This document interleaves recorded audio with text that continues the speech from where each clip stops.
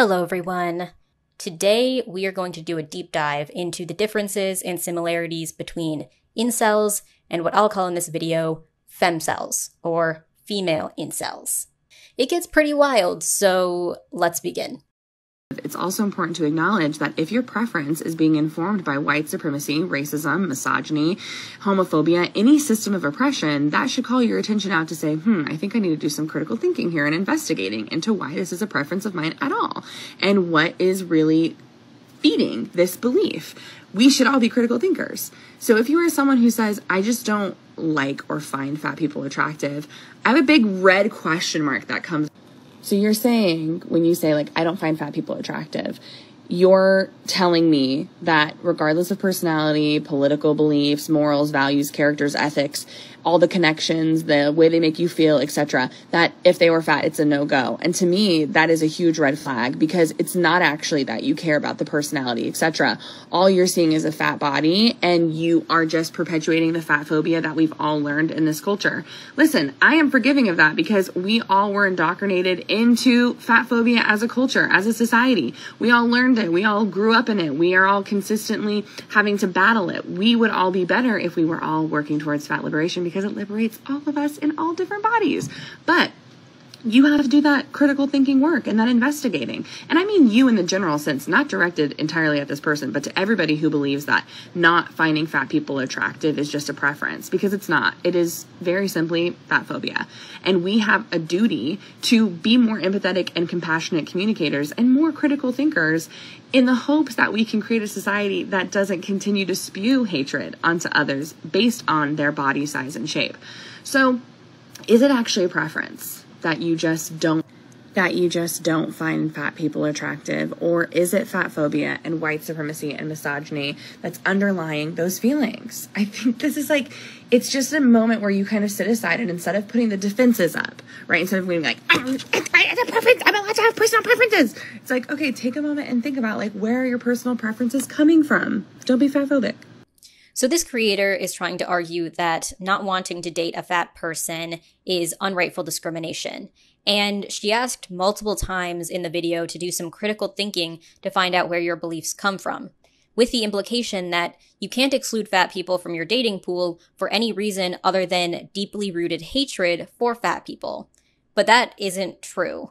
One, body size and fat phobia doesn't belong in the same category as racism and homophobia, as she mentioned, because fat people are not a demographically protected group. Body size is just a physical trait. And two, unlike race, sexuality, class, ethnicity, etc., obesity is a health issue, and choosing a partner based on aspects of their health is perfectly fine. She also said that excluding fat people from your dating pool is a red flag because it shows you see a fat body and not a personality.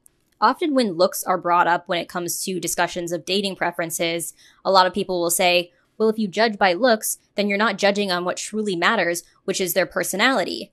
But you can judge someone on their looks and their personality. It's not one or the other.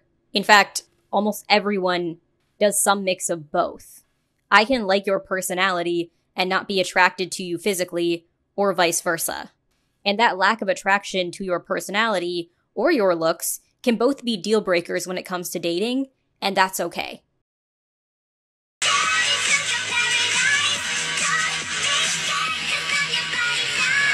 Hi, Jessica. I don't know if that's your name, but you seem like a Jessica. Nobody cares who you're dating. I know that's a really hard pill to swallow, but genuinely nobody cares who you're dating. Except maybe somebody else who wants to date you. So when fat people are talking about societal fat phobia and the way in which it informs beauty standards and then informs desirability in partners, we are simply saying that those preferences are not innocent.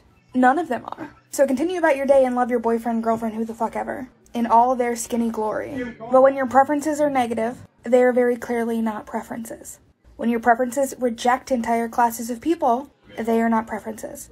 So she starts out by saying that she doesn't care who you're dating, but then she went on to say that those preferences you have are not innocent. And when your preferences are negative, they are clearly not preferences.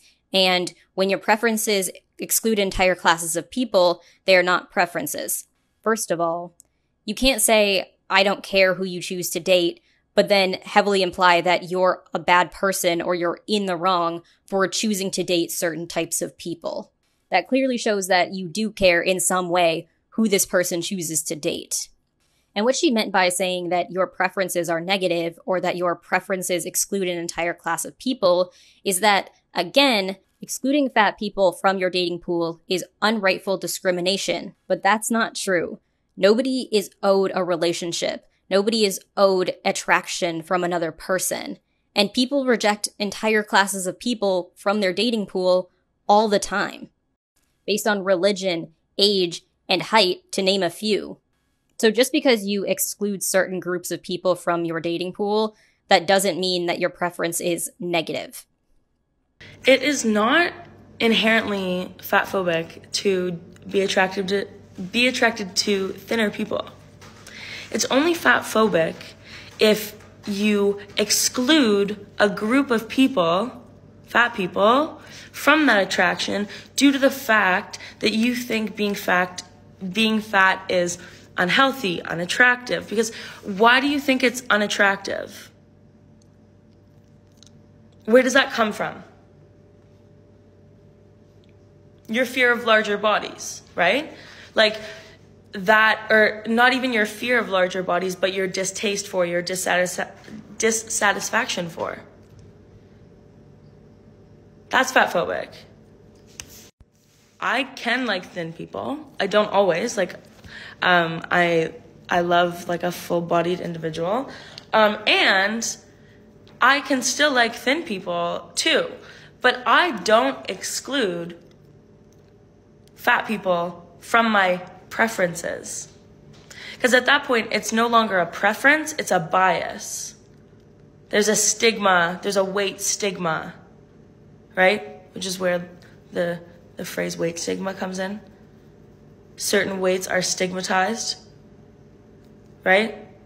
All rooted in racism, our fear, our hatred of black, large, disabled, whatever bodies. And just in case there's any bitches out there who's like, oh, why do you always have to bring race into this? Like, you're a what? Like, it's rooted in racism. Like, fat phobia is rooted in racism. So it's like,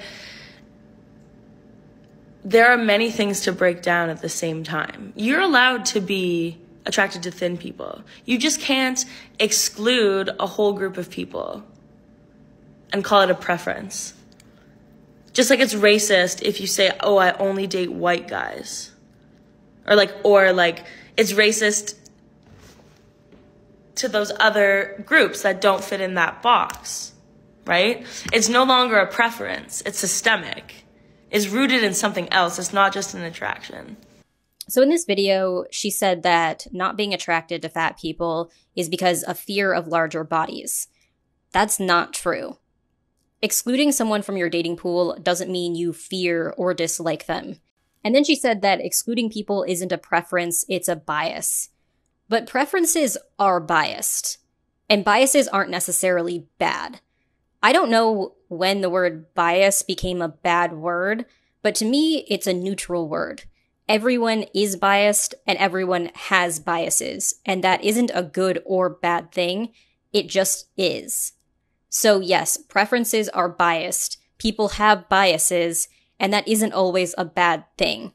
But the way she used the term bias in this video is similar to the ways the word discrimination has been used in the past few videos, which is used to mean a form of bigotry. But having a bias does not equate to bigotry. And after that, she says that fat phobia is rooted in racism and ableism. But that's not true. Fatness isn't a genetic trait of Black people. And by fat, I mean obesity. Not a little curvy, like a little bit of extra butt or a little bit of extra boobs. I'm talking about obesity. That is not a Black trait. And then she said that only wanting to date white guys is racist towards non-white people. And this is where the slippery slope begins. Because, like the past few videos, she's saying that not wanting to date someone or not being attracted to someone is hate, whether it be because of race, body size, or anything else. But again, not being attracted to someone or not wanting to date someone does not mean that you hate them. And saying that refusing to date certain groups of people is bigotry only leads to guilting people for having freedom of choice when it comes to dating. And this is exemplified in the top comment on this video, where someone says, treating life like it's a grocery store and people as produce is inherently wrong. We all have a lot of unlearning to do. And the creator liked this comment. But shopping for produce is a lot like dating, in that you can choose what produce you want and which produce you don't want. And the main word to note there is choose. We all have a choice of who we date. The only difference between shopping for produce and dating is that we have to have the other person also choose us. So there's two choices being made, but it's still based on choices. And this comment, along with what was said in the video, are extremely worrying because they're saying we shouldn't be able to have any choice or nearly as much choice when it comes to dating. And if we do exercise our ability to be choosy when it comes to our partners by excluding certain groups of people, that you are being bigoted. Does that sound incel-like to you?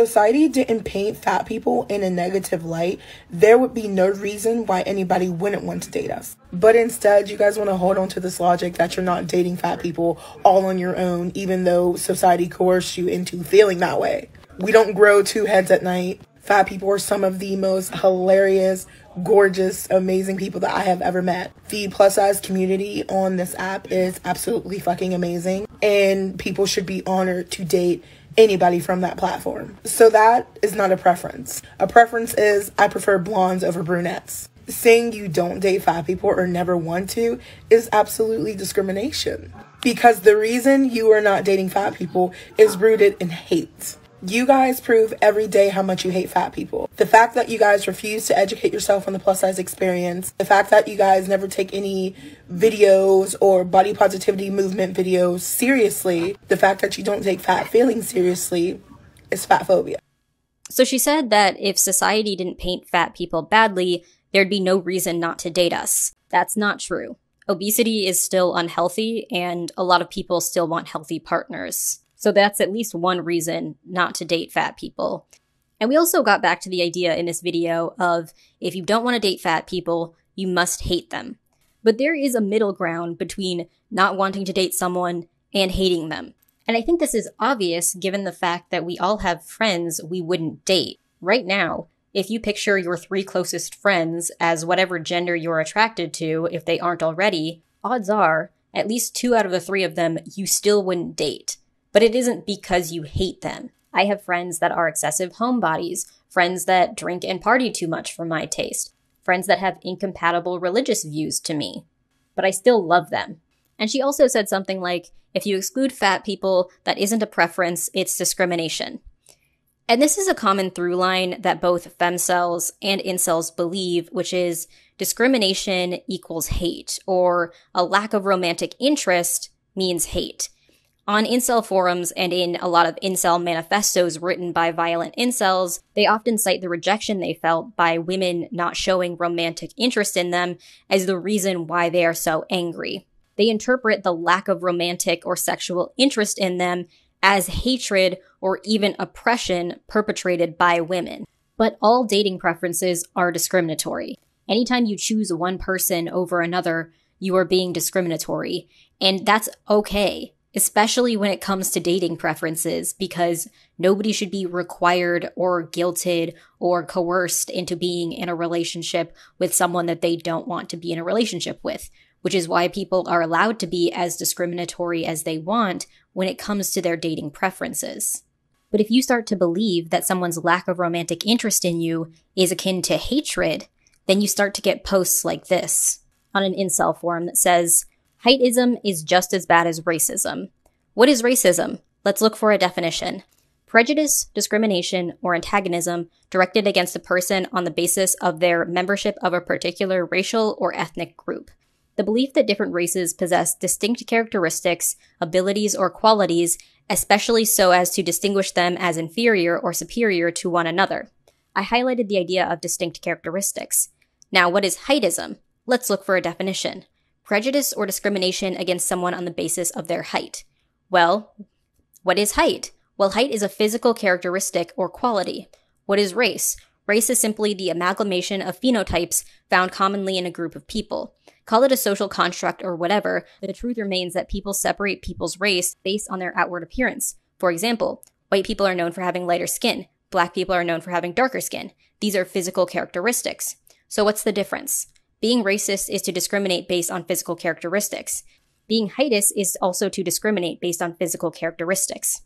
If I can go after short Caucasian and black people, all Southeast Asians I can claim are lesser humans in one foul swoop. Regardless of supposed support for one group, while marching in the street, a height bigot will have a group they see as lesser humans. So you aren't racist, but you are bigoted towards short people. Did you know that the average male height worldwide is 5'7"? Did you know that in most of the world, males are even shorter than that? So this post is saying that if you reject someone based on their height, you may not be outwardly saying that you hate short people, but your actions are showing otherwise. And because height is something that cannot be changed like race, that racism and heightism are both on the same level of bigotry.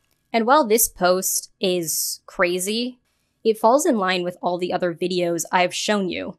Some of those videos also compared racism to not wanting to date someone that is fat. And they also said that exclusionary preferences are bad because they unrightfully discriminate against a group of people, specifically fat people. How is that any different than what this man said in this post about rejecting someone based on their height? It's all bigotry, right? Now, obviously, most people can see what's wrong with this argument. Race and body size and height cannot be compared. But this is why, in this context, we really have to separate the terms discrimination and bias from terms like bigotry and oppression, because both the incel in this post and the women in the videos I've shown you have used the terms interchangeably, but they don't mean the same thing. You can be discriminated against, especially when it comes to dating, but it doesn't mean that that discrimination was a form of bigotry. But pushing that narrative opens the door for people to claim bigotry for almost any form of discrimination. If someone rejects you based on your facial piercings, that's bigotry. If someone doesn't want to date you because you're bald, bigotry against bald men. If someone doesn't want to date you because of your tattoos, bigotry against someone with tattoos. But aside from both femcels and incels believing that exclusionary preferences are unrightful discrimination, one of the main differences between the two groups is where they assume people's romantic and sexual preferences come from. Femcels often say that people excluding fat people from their dating pool is a result of thin privilege, because society's messaging has said that being fat is unattractive. That was even said in an earlier video that the only reason you don't want to date fat people is because society said you shouldn't. So from their perspective, if we look at our preferences from a nature versus nurture standpoint, femcels fall fully into the nurture category. And if you don't know what nature versus nurture is, it means that some things are innate in us from birth, and those things are nature. Those are things like our fight or flight response, or our drive to fulfill our basic needs, like getting food, water, and shelter. Whereas nurture means that the ideas or thoughts we have are influenced by our upbringing and the people and messaging around us. So because femcels believe that society is the only reason that someone might want to exclude fat people or certain groups of people from their dating pool, they fall fully into the nurture category when it comes to dating preferences. Incels, on the other hand, take the exact opposite route and believe heavily in nature. A recent paper on the toxic language of incels says, incels believe that women are generally considered to be governed by their animalistic nature, and thus incapable of both independent decisions as well as deeper feelings. This idea is backed up by this post on an incel forum that says, but the reality is that humans aren't as different as they think we are. All men have the biological need in their body to spread their seed and genes, and when a man fails at this simple task, he will become depressed. That's why most men are desperate to sleep with and will sleep with anything that has parts. All women have the biological need to seek out the most high-quality man in their vicinity and be impregnated by him, ignoring all other men in the process. That's why monogamy has been enforced throughout history, because if women were allowed to, they would share a few of the top chads and leave the other men without a mate. So incels seem to heavily believe that dating preferences as they exist are almost an exclusive product of human nature. But this disconnect in viewpoints between incels and femcels often leads them to be fighting with each other and blaming the other for the way the world works, because femcels believe that men created thin privilege, and incels believe that women have ruined human nature by having too much choice when it comes to dating. I found an article called The Rage Against Incels that I thought really illustrated this point. And the author says, "It is men, not women, who have shaped the contours of the incel predicament. It is male power, not female power, that has chained all of society to the idea that women are decorative sexual objects, and that male worth is measured by how good-looking a woman they acquire. Women, and specifically feminists, are the architects of the body positivity movement, the ones who have pushed for the expansive redefinition of what we consider attractive. Feminism, far from being Roger's enemy, may well be the primary force resisting the system that made him feel, as a short, clumsy, effeminate, interracial boy, inadequate. Women and LGBTQ people are the activists trying to make sex work legal and safe, to establish alternative arrangements of power and exchange in the sexual market." So what this author is saying is that the way violent incels will be able to fix their dating problems isn't with violence or blaming women, but with joining the feminist stance and changing society so that people will find certain conventionally unattractive men and people more desirable. Another quote from this article says, "Incels, in any case, are not actually interested in sexual redistribution. They don't want sex to be distributed to anyone other than themselves. They don't care about the sexual marginalization of trans people or women who fall outside the boundaries of conventional attractiveness. What incels want is extremely limited and specific. They want unattractive, uncouth, and unpleasant misogynists to be able to have sex on demand with young, beautiful women. They believe that is their natural right." So the author is saying that incels don't just want sex. They want sex with a very specific demographic of women, specifically beautiful women, which makes their plight not worth fighting for because she, as a feminist, is fighting for equal access to sex for all people, regardless of how they look. But there are two assumptions in this paragraph that I disagree with. One, I don't think it's fair to say that incels don't have a wider sense of community and that they are only out for themselves as individuals. The incel community may say horrible, misogynistic things, and I don't think it is a good community as a whole, but I do think that a lot of the men there have a wider goal that does extend beyond the individual. And the second assumption is that the feminist goal of sexual redistribution is meant to help everyone, whereas incels are only out for themselves. I disagree. I think a lot of femcels, or people who subscribe to this type of benevolent sexual redistribution rhetoric, have purely selfish motives in doing so.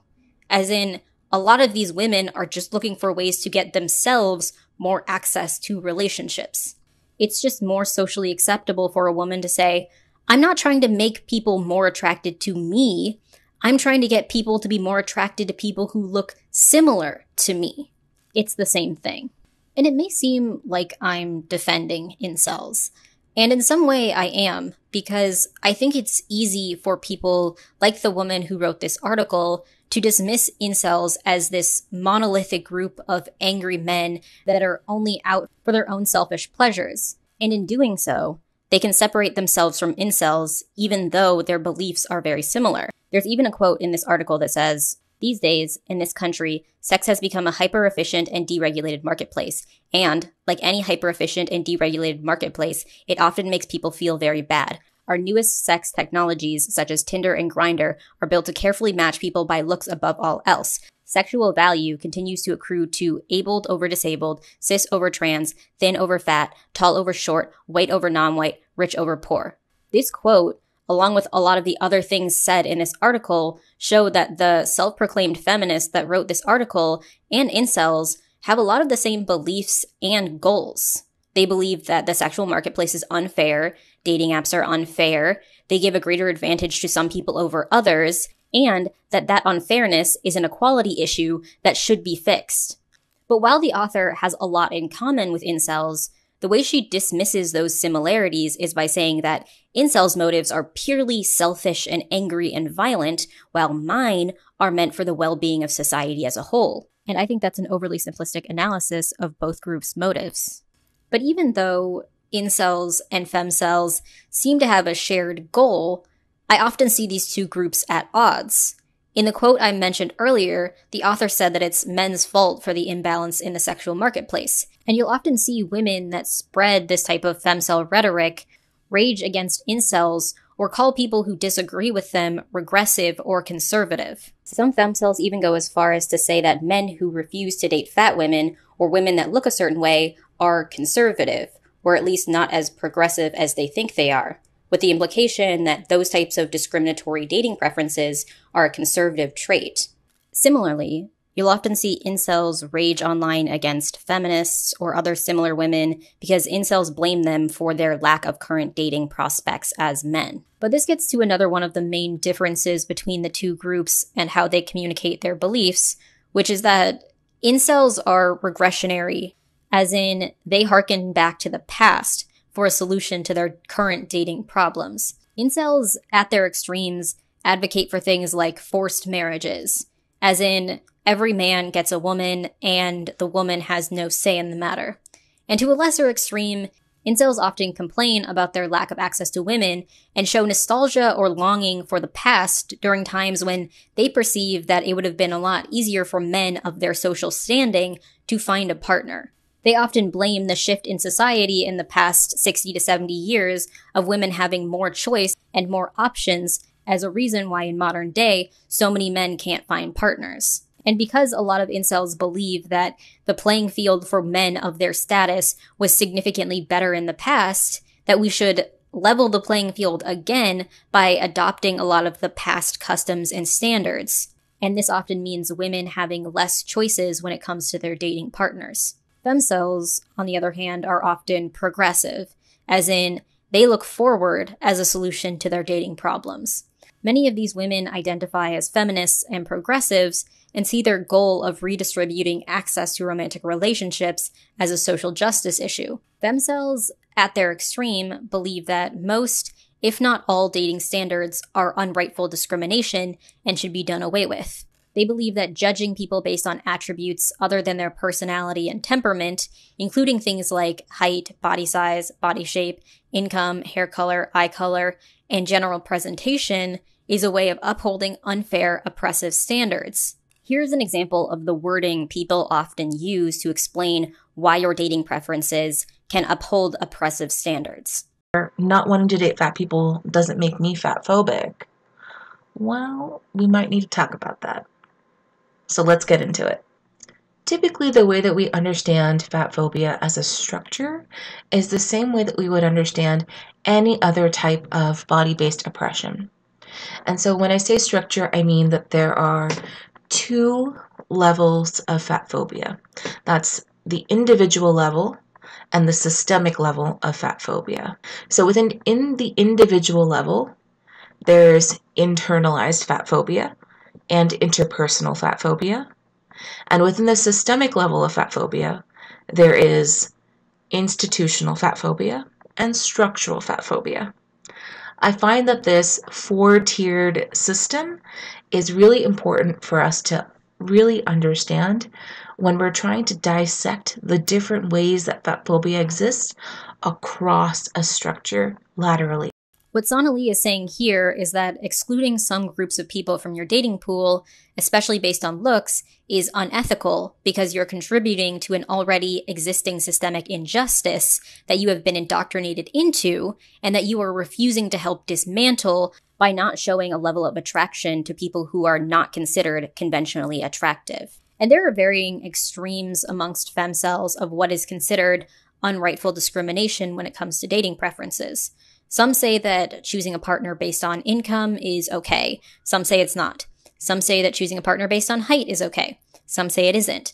But at the furthest extremes, this is what this progressive-minded way of looking at access to relationships looks like. Never am I here to keep consensual adults from doing what they want to do. What I am saying, though, is that when someone states and offers this broad statement, such as, I'm just not attracted to fat people, never have, never will be, no desire to interrogate why that statement just exists unchallenged within my brain space, those are the individuals that I want to talk to. And Again, not for the purposes of forcing anyone to be attracted to me. No.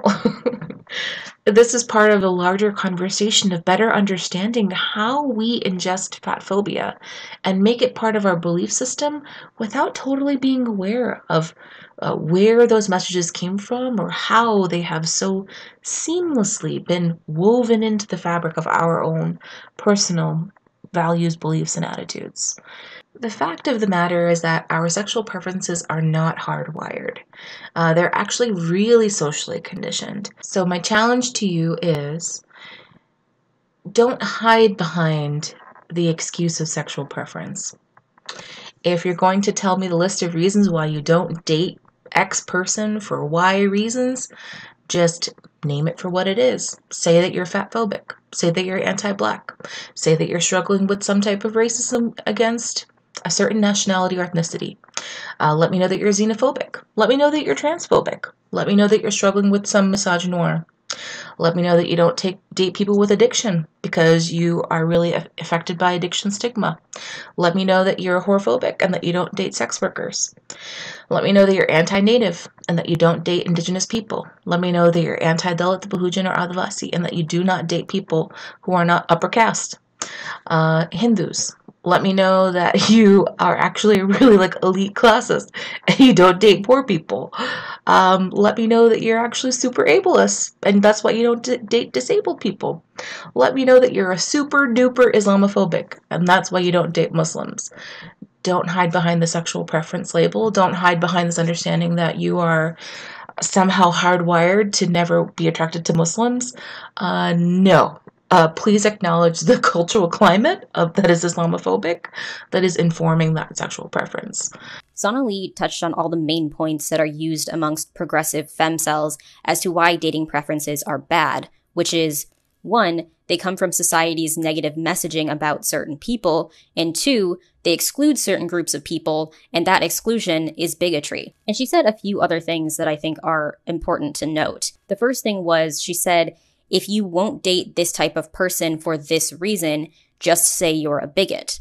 Which means she believes there is no acceptable reason why you would choose to not date someone that is fat or someone of a certain religious group. She also said that if you don't want to date an addict, just admit addiction stigma has gotten to you. Which again means that no matter what reason someone might have for not dating someone that is actively dealing with an addiction or has formerly dealt with an addiction, couldn't be for any reason other than your negative perceptions of addiction. It couldn't be because you've personally dealt with addiction and it would be impossible for you to have a partner that's addicted without falling back into your own addiction, or that you grew up with a parent that was an alcoholic, so the idea of having an alcoholic as a partner is extremely upsetting. But to Sonali, those reasons are either lies to cover up the real reason you don't want to date someone that is an addict, which is your hatred of addiction, or even if those things that you've dealt with when it comes to addiction in your own life are true, they're still not acceptable reasons to reject someone as a romantic partner. You just have to get over it. And I think most reasonable people can see why this line of thinking is bad.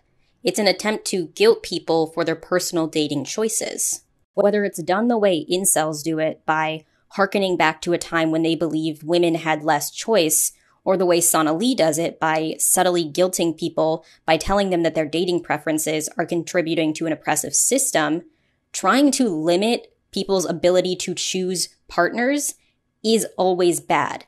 It is coercive and it is manipulative. And the belief that having access to relationships is a right and that not having access to it is oppressive often leads femcels and especially incels to spread hate towards other people under the justification of, I'm being oppressed every day, so what I'm doing and what I'm saying is okay. Overall, femcels and incels seem to believe that there should be absolute fairness when it comes to dating preferences.